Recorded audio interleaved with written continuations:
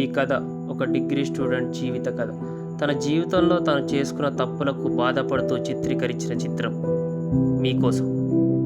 వీళ్ళిద్దరూ చాలా మంచి స్నేహితులు. ఒకరు విష్ణు, ఒకరు నివాస్. వీరిద్దరి స్నేహం చాలా మంచిది.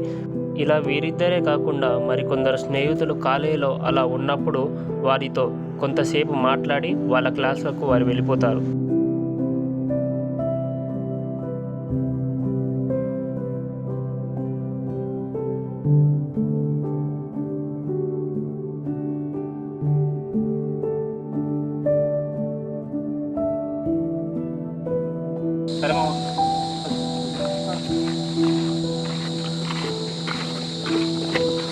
ఒక వారం తర్వాత కొద్ది రోజులుగా నివాస్ ఎవరితో మాట్లాడడం లేదు, అలాగే ఎవరితో ఉండడం లేదు.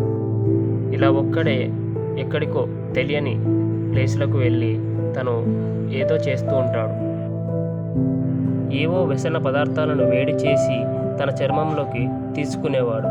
అది తీసుకున్న తర్వాత తను అసలుకు స్పృహలోనే ఉండేవాడే కాదు, ఎప్పుడు మత్తులో విర్రవీగుతూ ఉండిపోయేవాడు.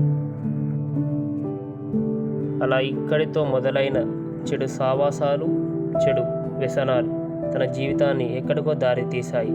దీంతో తన మనస్తాపనకు చెందిన నివాస్ తను ఎప్పుడూ ఇలా ఈ డ్రగ్స్ మరియు గంజాయి ఇలాంటి వాటికి తను బానిస అయిపోయాడు. ఆ చేతులారా తన జీవితాన్ని నాశనం చేసుకున్నా అనే బాధతో మళ్ళీ అలాంటి చెడు వ్యసనాలకు మళ్ళీ దారితీశాడు.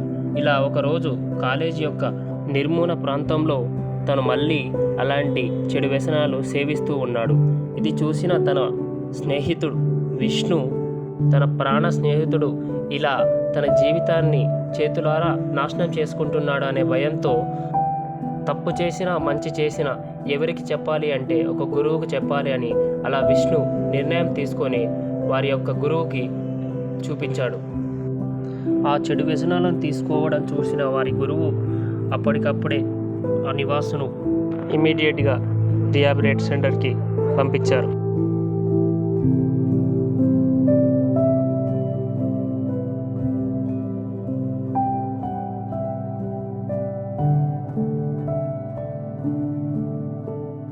నివాస్కు తన యొక్క గురువు వల్ల మళ్ళీ ఒక జీవితం దొరికింది.